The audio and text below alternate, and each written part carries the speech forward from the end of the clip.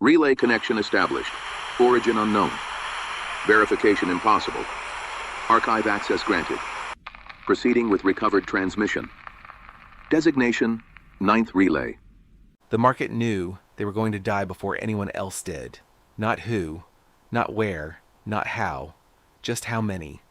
The first time I proved it, the number was 17. A week later, it was 4. Then 11. Then 317. By the time I understood what I was looking at, I had already spent most of my career doing the same thing, turning people into numbers.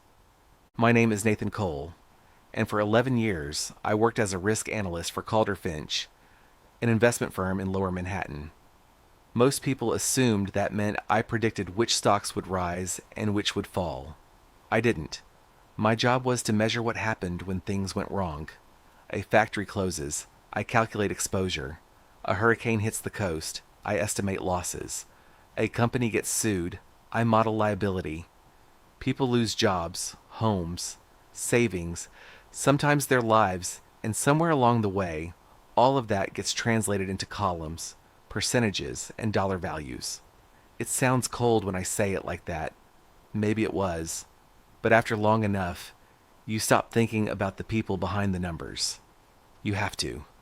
Otherwise, you couldn't do the job. What bothered me wasn't that the market had started falling. Markets fall all the time. It was the way it stopped. The first time I noticed it was late August, just after 10 in the morning.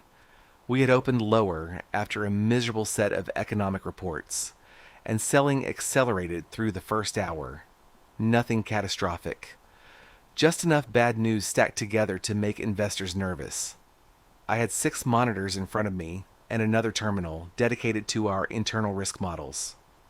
The index dropped through one level after another. Then at 10:17, something changed. Buy orders flooded the market. Different funds, different institutions, different brokers. Some were ours. That last part got my attention. Calder Finch ran dozens of automated strategies, and 3 of ours began buying within milliseconds of each other. They weren't supposed to. One tracked volatility. One traded momentum. The third looked for pricing differences between index futures and large cap stocks. Different strategies, different inputs, different teams, same decision, same second. The market stopped falling. By lunch, it had recovered most of the decline. Nobody cared. People called it bargain hunting, buying the dip, healthy support. There was always a phrase ready to explain what the market had already done.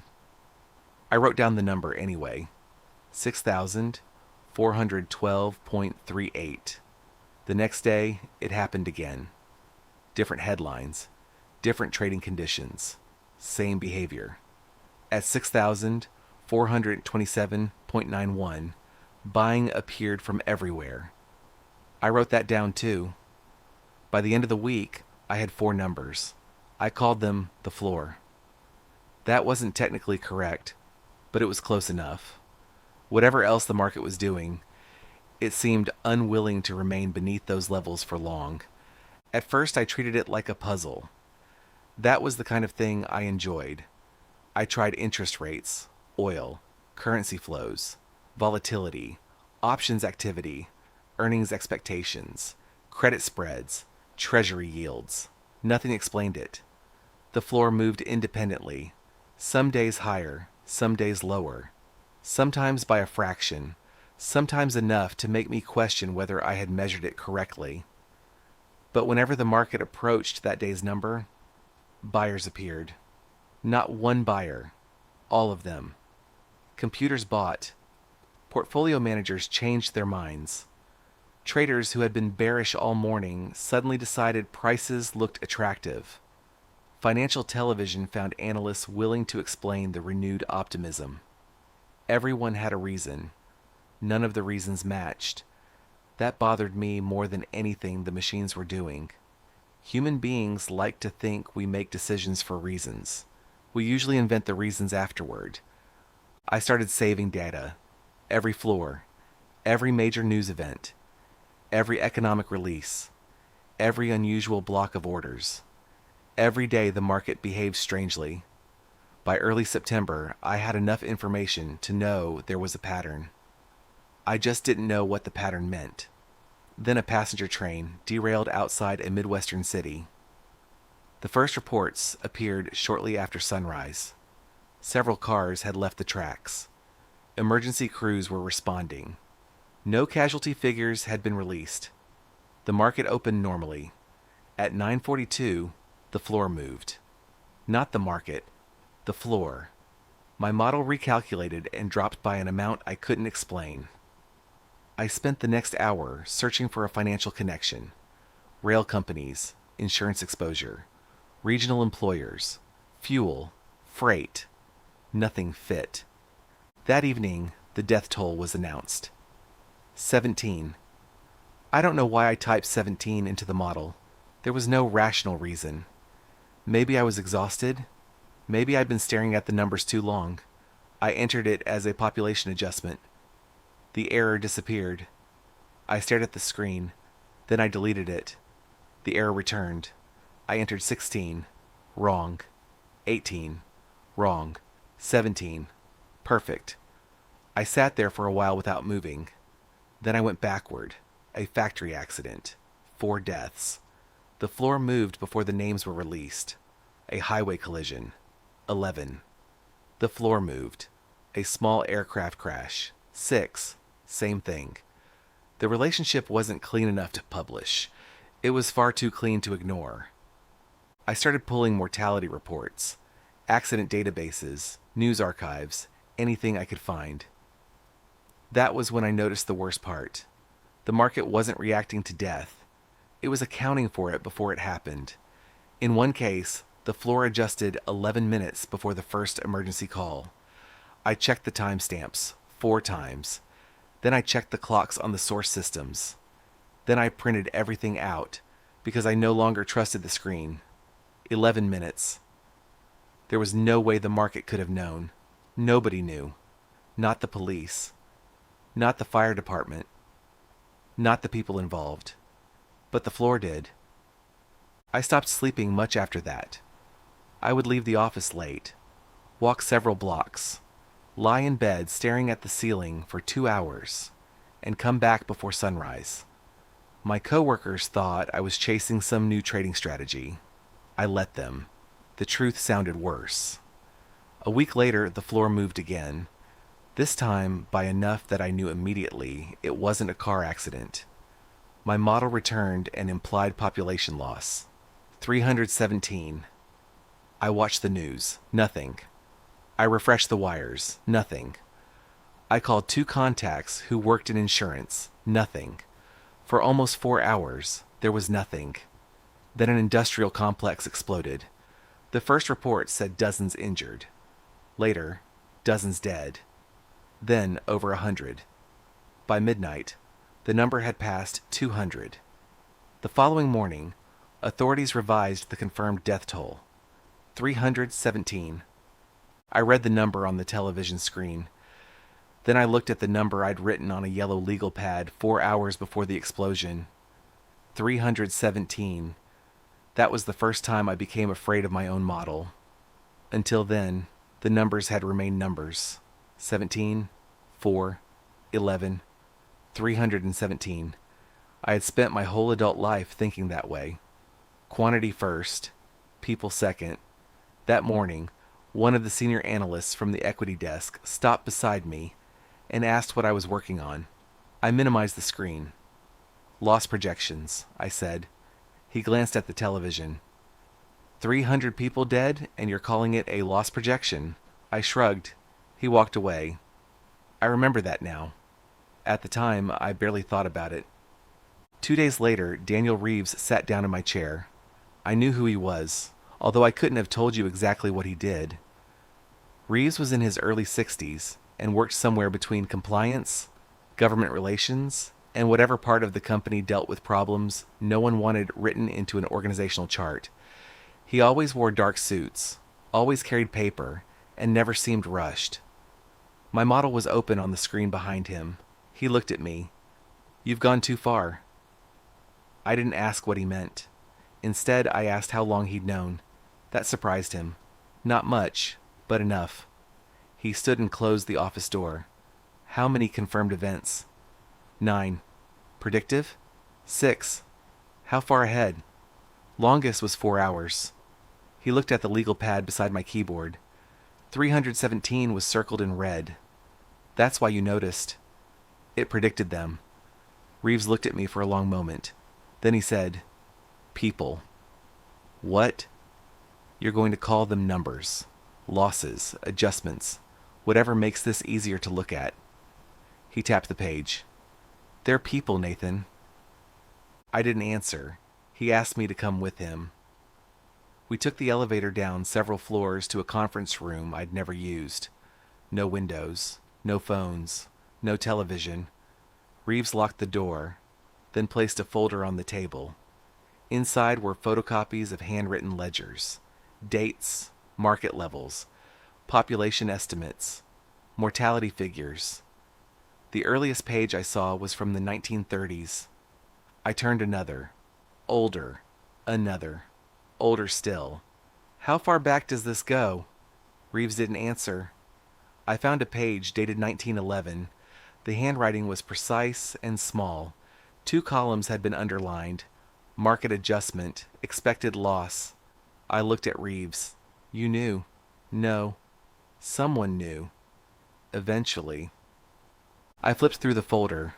Wars, industrial accidents, natural disasters. Some events I recognized immediately. Others required notes written in the margins. The same pattern appeared over and over. An unexplained market adjustment. Then deaths. Sometimes hours later. Sometimes days. Rarely longer. What causes it? I asked. We don't know. Who built the model? No one. That answer irritated me. Someone had to. Your model, yes. He pointed to the folder. Not the thing you're measuring. I sat back. Reeves told me that markets were supposed to reflect expectations. That part wasn't mysterious. Millions of people constantly making decisions about what they believed the future would look like. Buying, selling, waiting, panicking, taking risks, avoiding them. For decades, researchers had understood that those decisions could reveal information no single participant possessed. Markets aggregated knowledge. That was the academic phrase. Collective information. Distributed judgment. Reeves said someone eventually noticed the market occasionally aggregated information that no participant could possibly have known. Deaths before announcements. Disasters before alarms. Events before they occurred. Not details. Not names. Not places. Just the consequence. A reduction. A subtraction.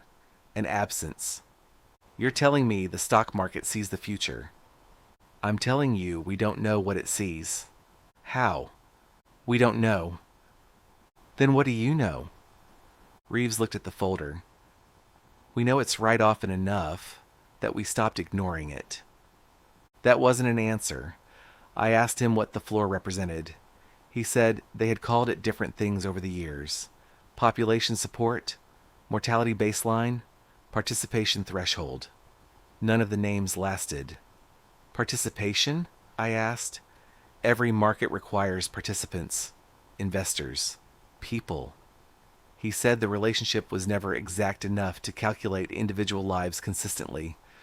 Too many variables, too much noise. But when the adjustment became large enough, the signal became obvious. Something in the market behaved as though it knew how many people would soon no longer be there. Not financially ruined. Not unemployed. Gone. I asked whether they ever tried to stop anything. Reeves looked almost insulted. With what information? The number. Tell me how. I opened my mouth. Nothing came out. He leaned back.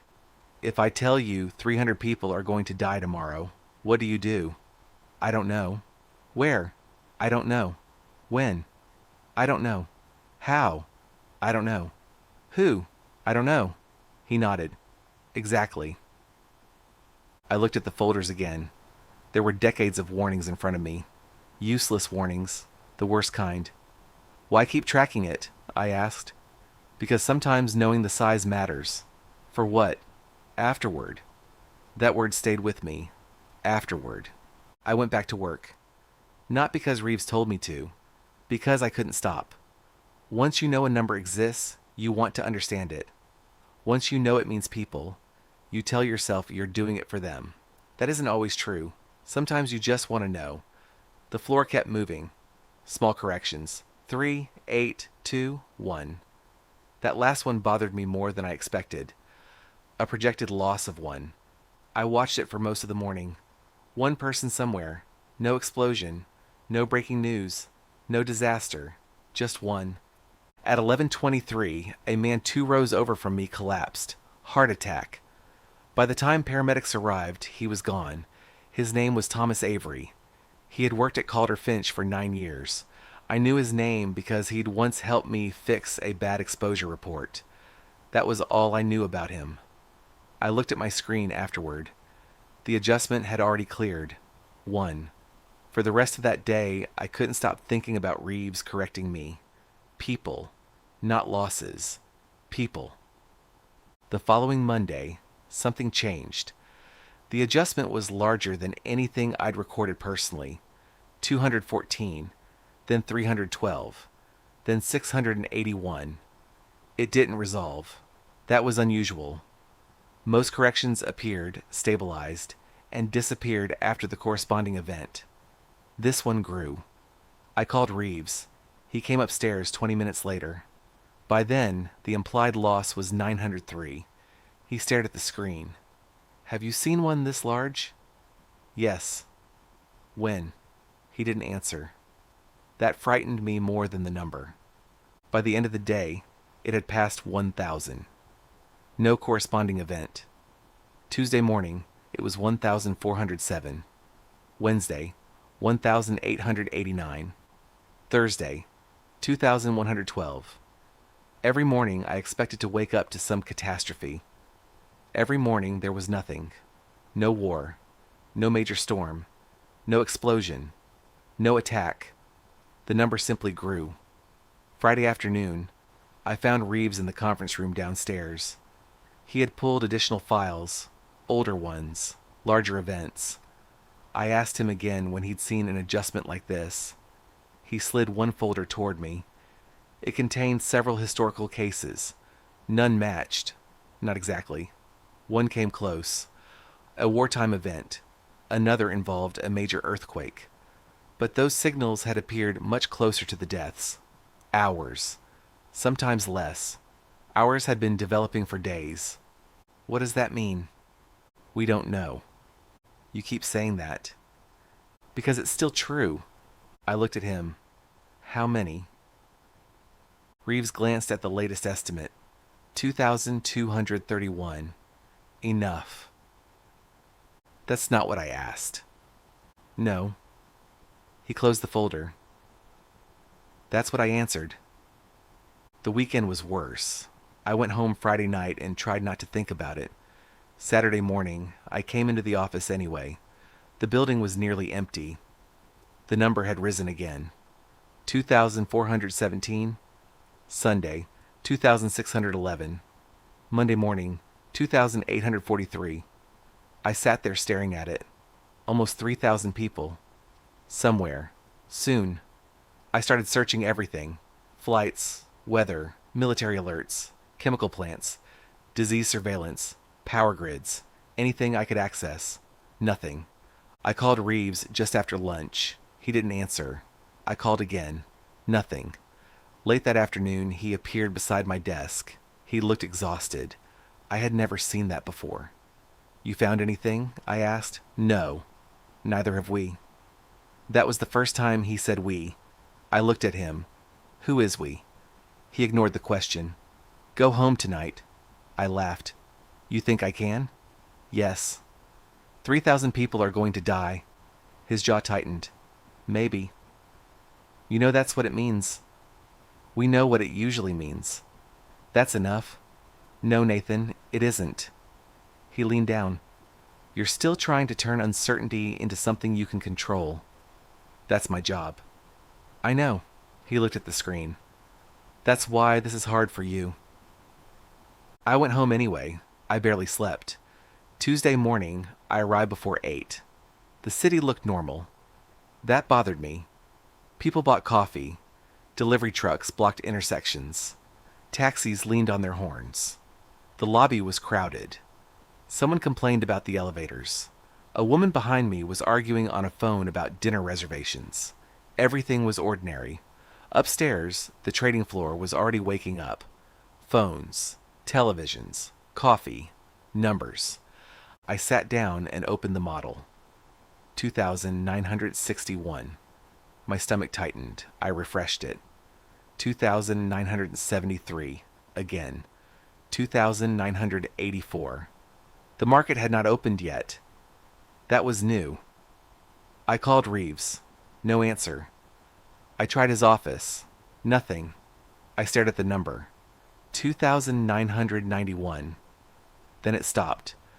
For the first time in more than a week, the correction wasn't growing. I should have felt relieved. I didn't. I remember thinking that the number looked finished. Complete. Like whatever the market had been waiting for had finally arrived. Someone shouted near the windows. I barely looked up. People shouted on trading floors all the time. Then another voice. Then several. The room changed. Not loudly. Instantly. People stopped looking at their screens. Chairs rolled backward. Someone near me whispered, "What the hell is that?" I stood. Across the office, people were moving toward the glass. I followed them. At first, I saw sky, buildings, the other tower. Then I saw the plane. Low. Too low. Far too close. Coming toward the towers. Everything Reeves had shown me collapsed into one thought. The number. I turned back toward my desk. 2,991. For days I had been trying to determine what event could account for nearly 3,000 losses. Losses. That was the word I'd used. Exposure. Liability. Mortality. Adjustment. All the clean little words people like me used when reality was too ugly to fit into a spreadsheet. Now I looked around the room. A man still had his coffee in his hand. Someone was crying. Someone else was reaching for a phone. 2 people stood frozen beside the windows. The people above us. The people below us. The woman in the lobby. The man who held the elevator. Thomas Avery. 17. 317. 1. For 11 years, I had spent my career taking things that happened to people and turning them into numbers, because numbers were easier to understand. Safer. Cleaner. Numbers didn't have families. Numbers didn't get scared. Numbers didn't look out a window and realize they had already been counted. I looked at the plane, then at the model. For the first time in my career, I knew the face behind one of the numbers. Mine. I'd spent my entire life putting a price on the future. I just never imagined the future would put a price on me.